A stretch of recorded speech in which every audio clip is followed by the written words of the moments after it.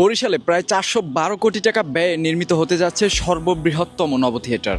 বরিশাল নদী, কীর্তি আর সংস্কৃতির শহর। এবার এই ঐতিহ্যের সঙ্গে যোগ হচ্ছে এক নতুন ইতিহাস। বরিশালে তৈরি হচ্ছে আধুনিক নব থিয়েটার। ঢাকার পর এবার দক্ষিণ বাংলার মানুষও পেতে যাচ্ছে মহাকাশের রহস্য জানার এক অসাধারণ সুযোগ। বরিশালের কীর্তনখোলা নদীর তীরে প্রায় কয়েক একর জায়গা জুড়ে নির্মিত হচ্ছে এই নব থিয়েটার, যেখানে শিশুরা থেকে শুরু করে বড়রা পর্যন্ত দেখতে পাবে ৩৬০ ডিগ্রি স্ক্রিনে মহাকাশের বিস্ময়কর দৃশ্য, গ্রহ নক্ষত্রের চলন আর মানব সভ্যতার মহাকাশ অভিযানের গল্প। এটি শুধু বিনোদনের জায়গা নয়, এটি হবে শিক্ষা, গবেষণা এবং কৌতূহলের কেন্দ্রবিন্দু। বিশেষজ্ঞরা বলছেন এই নব থিয়েটার দক্ষিণ অঞ্চলের বিজ্ঞান শিক্ষায় আনবে এক নতুন বিপ্লব। দক্ষিণ অঞ্চলের সকল ছাত্রছাত্রীরা সরাসরি পাবে জ্যোতির্বিজ্ঞান চর্চার সুযোগ। প্রকল্পের কাজ ইতিমধ্যেই শেষ হয়ে গিয়েছে।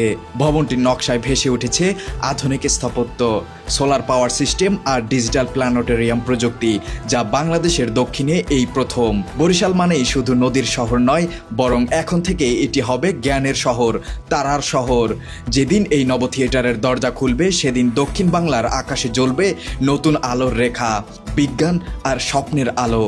শুধু শিক্ষা কেন্দ্রই না, এখানে থাকছে 3D ও 4D বিনোদন কেন্দ্র, যেখানে আসলে তা দেখতে পাবেন ও জানতে পারবেন যা আপনার জানার জন্য কষ্ট করে মোবাইলে গুগলে সার্চ দিয়ে দেখতে হতো। তা এখন আপনি খুব সহজেই গাড়ি ভাড়া দিয়ে জার্নি করে এসে টাকা দিয়ে টিকিট কেটে পায়ে হেঁটে ঘুরে ঘুরে কাছ থেকে দেখতে পারবেন। এই উদ্যোগ শুধু আমাদের বরিশালের নয়, পুরো দেশের গর্ব।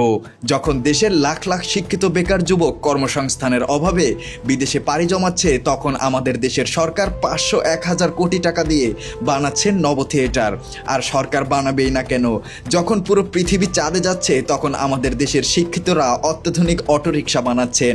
তাই হয়তো সরকার এই উদ্যোগ নিয়েছে যে তোমরা অটোরিকশা না বানিয়ে কিভাবে রকেট বানিয়ে চাঁদে যাওয়া যায় সেই স্বপ্ন দেখতে শুরু করো। আর হয়তো সেই কারণেই কোটি টাকা বাজেটে তৈরি হচ্ছে এমন নব থিয়েটার।